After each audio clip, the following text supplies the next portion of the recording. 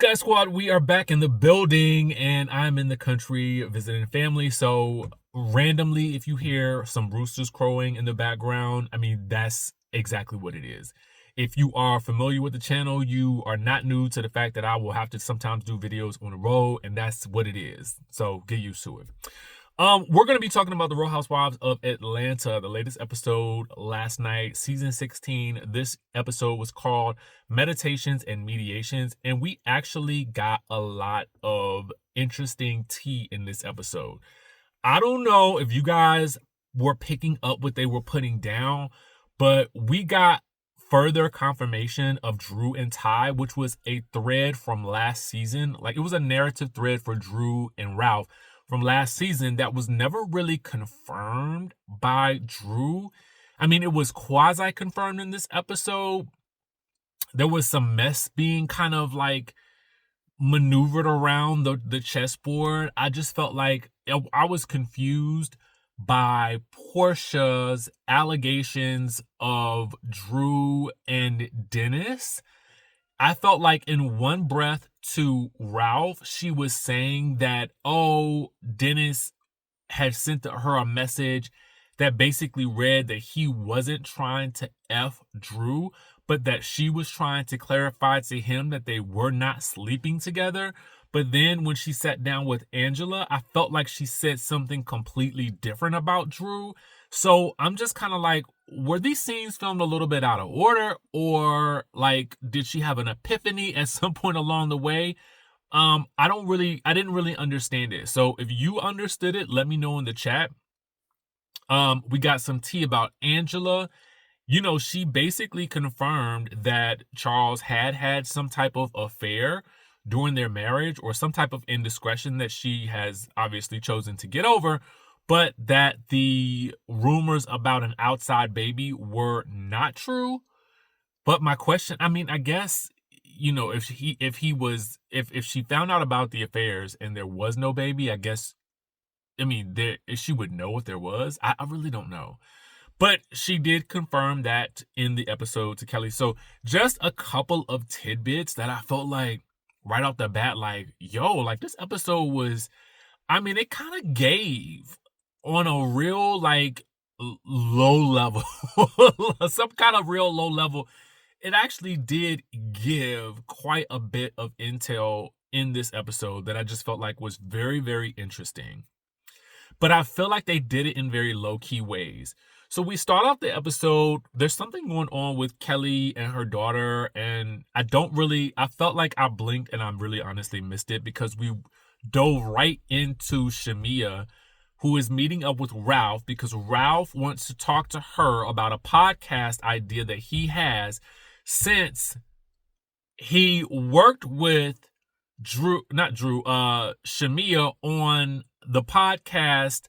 I believe that was on Candy's channel, that Shamia did with some of the husbands of the Real Housewives of Atlanta. And, you know, I don't know what Shamia knows about podcasting, but I don't know why he would go to her, because I felt like if he really wanted some tea about podcasting, he could just go to the person that films the podcast for Candy, the Speak On It, Candy, Todd. You didn't want to call Todd and ask him about the pod? Like, I mean, I don't know. Yeah, that's just kind of odd to me. But okay, let's roll with it. And then I feel like, for as much as I feel like we have all felt for Shamia in this friendship with Porsha, I think it's hard for people to digest some of the things that Shamia includes herself in with Porsha, that then make it difficult for us to see her as an individual who is being done wrong by Porsha. So when you look at the comments on social media, they're now split, because now some people are looking at Shamia like, girl, will you co-sign a lot of the things that your bestie does, even though those things you don't necessarily seem to agree with, or maybe you do agree with them, because you're laughing at stuff that she's doing, you're not correcting her, And some people would argue, well, why, if that's her best friend, why would she do that in front of anybody else? And that is absolutely 100% true. But the differentiation comes now when you are trying to basically convey your side of the friendship fallout with regards to Porsha. It makes it a little bit difficult for people to navigate to your side because they see that you have been co-signing things that they don't like, essentially, right? That's what I'm gathering in the comments from the clips that have come out on social media. For me, the situation with Porsha and Shamia really reveals itself at the end of this sit down with Ralph, which we will touch on because they end up bickering about the whole Angela situation and almost forgetting that Ralph is there. And I just felt like this is why you don't engage in mess purposefully with somebody. Here's the thing. It's ironic that the two of them chose to go and sit down and have a conversation with Ralph behind Drew's back. Granted, Shamia said that she wanted a witness there when she did this, when she had the conversation, but the best witness would have been what, Drew herself? Maybe? I mean, if you want to keep it on the up and up, because here's the thing, y'all were upset at Drew for working with Dennis, but now y'all are out here meeting with Ralph. I mean, so is this a tit for tat? And if so, okay, cool. I mean, maybe everybody's even now, but y'all can't roast her and hold her to the fire when y'all going to go back and do the same thing, right?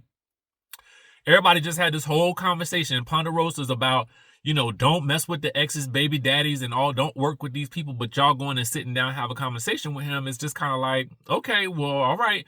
Y'all can't really be too mad at what she doing now because y'all doing the same thing, right? So I'm assuming we even now, right? Does that make us all even? Everybody should be even. It comes out during this conversation that Drew has allegedly confided in Ralph, or in some way, shape, or form admitted to Ralph that she has been with Ty or was in a relationship with Ty. We've not heard confirmation from Ty on this. We didn't hear Drew directly state, I was in a situationship with Ty, but it is basically clips that have shown that she has communicated about hanging out with some woman who we can believe is Ty, and we're led to believe it's Ty. That's all we have to go on. So we have to say allegedly still, because there's been no admission from Drew, which is my biggest issue with Drew, because I feel like we never get a full story from her. And I feel like when she does show up in scene, what we get is a very well put together woman whose life still remains a mystery to me. And I don't like that for her. I don't like that for us, right? Because I don't feel like we're getting the full scope of Drew's story, because there are layers of this that are kept in the shadows. And it makes it hard for the viewer to really be able to tell or connect narrative threads, because the threads are never fully sewn together. And that is very frustrating for a viewer, because I now don't know, can I not trust production or can I not trust Drew? Because the show people, the people on the cast, will tell us that Drew is a liar. But when offered the opportunity to give us more, I feel like we never get the more. We never get the full. Can somebody just ask Drew, girl, were you with Ty? And Drew say, yes, I was talking with Ty. We was having fun. Like, she was somebody I was getting to know. Even if she just said that, I feel like it would be something different. Or if she, and granted, some people would say, well, we don't deserve that bit of intel. But it's such a huge part of your story that to not talk about it, it kind of like, it's just like a mountain of nothingness. And I don't like that. And even when Drew is in the scene, I mean, I can't complain, because it's not like she's trying to reach out and grab the attention of the viewer. Like, she's not doing the most, but I ain't getting enough. I just, that's how I feel. She ain't even been on Watch What Happens Live yet. Like, what's up? What's really good? Why is that? Maybe she's been too busy filming the movies, going on tour. You know, she's doing her own press tours and things like that. So I don't really know. I just kind of I'm just a little bit like, what are we doing? So whatever. That's my thoughts about that. So we hear rumblings and the confirmation of Ty and Drew. I don't know. Y'all tell me. What do you think? I feel like it's confirmed, but maybe not. The next scene that we get is, I believe, Kelly sitting down with Angela at one of Angela's rental places. Angela's like, none of y'all hoes in this house, none of y'all girls is gonna come to my actual home, okay? Because I don't want you putting no eyes on my husband, okay? I don't want none of y'all, none of you single ladies to be around my husband. Now, whether that's for their sake or hers, I don't know. But all I know is that's what she's saying. They're not coming over there, so it is what it is. She had to run a house. Now, this conversation is very interesting because this is where Angela reveals that, yes, she did have some indiscretions in the relationship with her and Charles when they took a break after he was put out of the game. Like, okay. Then, and that's neither here nor there to me, because I feel like whatever a relationship, I try to convey to people that relationships over the long haul they usually end up as like a business arrangement. I mean, and I say that to take not to take away the love aspect, but oftentimes you have so many things that are built in together that cheating does not become a deal breaker for every relationship. So it just maybe wasn't a deal breaker for them. It could be a different deal breaker that she has or he has. I mean, I don't really know. I don't really care because it is what it is at this point. Moreover, she corrects the story that the baby, there was no outside babies. Okay, that's what she says. She was when she was talking to Wendy Williams, she was referring to somebody and her baby's father or something like that.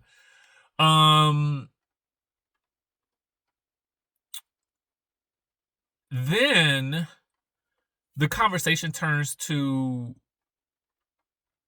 did it turn to, there was something that Angela relayed so casually. This is the thing about Angela that I think is very unique and interesting about her. And I was saying this to somebody yesterday. I feel like Angela steps in her mess like a newbie, but moves the story like a vet. And in that regard, Angela is driving everything on the show. Literally, the engine is being driven by Angela. And that's very shocking to me because I guess I would have assumed that would have happened with some of the ladies that have been on the show for a while, but it's not. So that's fascinating to me. But she does let Kelly know that, okay, girl, like, you know, Shamia basically spilled the tea that she was upset about Porsha not coming to her wedding. Now, when you watch the after show, Angela and Drew make it seem like Shamia brought this up and made her pinky swear about it, right? Made them pinky swear not to say nothing about it. But to Andy Cohen on Watch What Happens Live, Shamia says this. She's like, they kept asking me about the Kenya,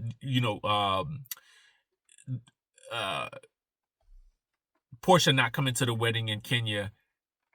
And, Shamia then admitting that she felt some type of way about it. So I believe personally that they probably did press her about it, because I don't see her just bringing it up, because Shamia's been working way too hard to not piss Porsha off. So I just don't see her doing that. I do see her maybe saying to them, like, please don't say nothing about this afterwards. But I do see them pressing her about it. So anyway, that happens and Kelly raises an eyebrow. She's like, okay, I see what's happening here. Something. The next thing that we see is, honestly, I think is Porsha, and she goes to one of Angela's other homes and they go play tennis because Angela is vocal about not inviting her to the house where she says she might F Charles. So she's like, no, ma'am, Pam, you won't be coming to my house. you can come to one of these rental properties. So they play tennis. We learned a bit more about Angela's daughter being, because we did learn that she's married. So we learned a little bit more about that situation as well, which I thought was like, oh, okay, this is fascinating. I kind of want them to dive a little bit more into that, but it may be a situation where the wife doesn't want to be on camera, so we have to also respect that. I don't know if y'all can hear that rooster in the background, but I can hear it, and it's really it's sending me. So anyway, this is where they kind of squash their issues to a certain degree, but Angela basically lets Porsha know that Shamia feels some type of way about your friendship, and to that, Porsha raises the fan and she, gets to trembling and things like that and crying. But, I'm always looking for the tears. I ain't gonna even lie to you. I'm always looking for the tears. Y'all know I love me some Porsha. I would like to be pampered by Porsha in some sheets. Not at the same time, okay? Not like that. But I'm just saying, I want some pampered by Porsha sheets. I should probably just order some, okay? How about that? I'll just order some. But anyway, off the rails. There's a rooster crowing. Oh my God. Okay, so anyway. Hi. So Porsha leaves. She just can't take no more. Drew ends up meeting with her life coach, who is Dr. Ken is very proud of her for reasons that I really can't ascertain, because I don't really feel like I see much growth in her on the show. But maybe that's neither here nor there for me, but because maybe the growth is internal and I'm not in her sessions, right? And I know I sound extra harsh with Drew, and I actually really like Drew a lot. And I feel like she could contribute so much more, but I feel like she spends so much time nuzzling herself in the background that it doesn't make her seem that interesting on the show. She's very interesting on social media. And she has very interesting stories, but she herself is not doing anything to really captivate our interest, to be honest with you. And I feel like she needs to step it up, because I feel like she can. I feel like she did more in previous seasons, but maybe that's why she's pulling back this season. I don't know. What do you guys think? Anyway, so we get to the Pampered by Porsha event, and I forgot Britt was in this episode. She looked great. So, okay. The event goes something like this. Everybody arrives, and Drew is like, "Oh, I thought my Porsha contracts were terminated. I'm not doing the go naked no more, but y'all want me to do photo shoots for y'all and not be paid for it? Oh, what is this? What go on?" And I really felt like, Drew, stop saving all this for the confessional. Give it to us in real time, baby. That's what we came to see. That's a valid question for you, Drew. That is an absolutely valid question for you. And you deserve an answer. You deserve an answer, girl. So anyway, Porsha and her abs, because honestly, quite frank, that's all I could see.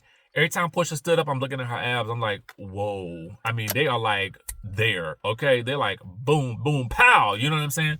So at this event is where Kelly informs Shamia that Angela has told some tea. Oh my God, the rooster's back. Why?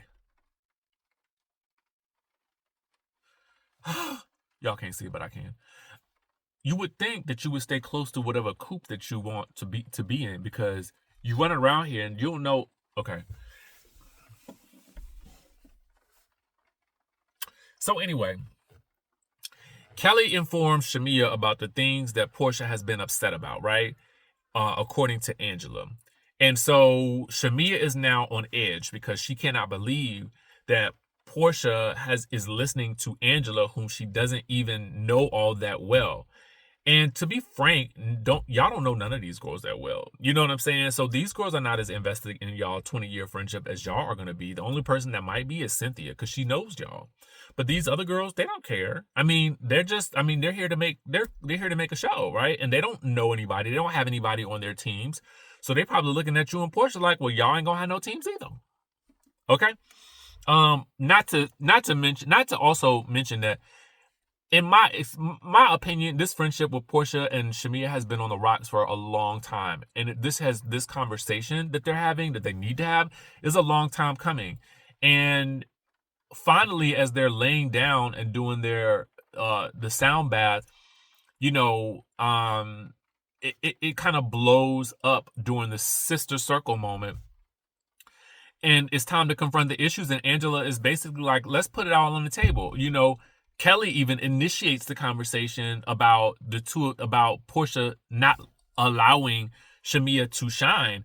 I don't know that that's what Shamia said, but Shamia is looking like, I didn't say it in that way. But I think that what is happening here is Kelly and Angela are pushing a conversation in the group that does need to be had. And in that regard, they are housewives. They are housewiving it on up, okay? Especially Angela. Which is quite interesting, again, because she is the newest person here with the least amount of friends, doing the most work, okay? It's like naturally messy, right? So Porsha and Shamia kind of get into it about some of the things that have gone on in their friendship and what has been said by the ladies. And Shamia's point is, I've been riding for you. I have been loyal to you. Nobody has been able to say anything about you, and I haven't stood 10 toes down with having your back. But Porsha don't know all of those things, right? She knows some of what she's heard, and even when she has heard something, it has annoyed her because she's like, why am I being subjected to drama about me? And Mama's over in the background saying, the dog that carry a bone, you got to watch out for him, calling Shamia a dog. Basically, I don't know. I thought it was, I mean, it's an analogy, but at the same time, it's probably not appreciated. So anyway, you know, something that I don't like that they are both doing, and I think that Shamia has to also acknowledge that she has played a part in this friendship dynamic. However, either toxic it has been or however one-sided it has been, you also have a part to play when you allow these things to occur over the course of time and you don't say anything about it. And we all have been guilty of that. I'm not going to say I'm not as well, and I'm not perfect either. And neither are any of us who are watching this.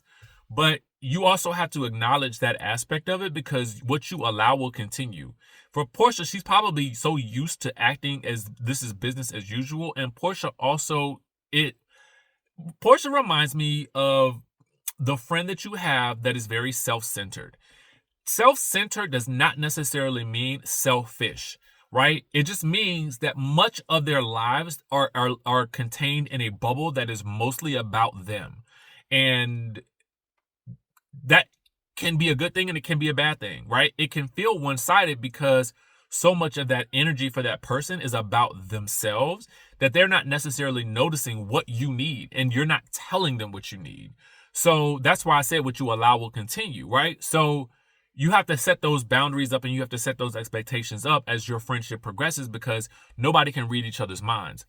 However, comma.org, now Porsha also has to do some work as well, because you told the group that you and Shamia weren't speaking. Shamia don't even know that. Also, too, your stories to her are inconsistent. So which one really is it? Or were you mad at her? Could you not fly? What was the real issue?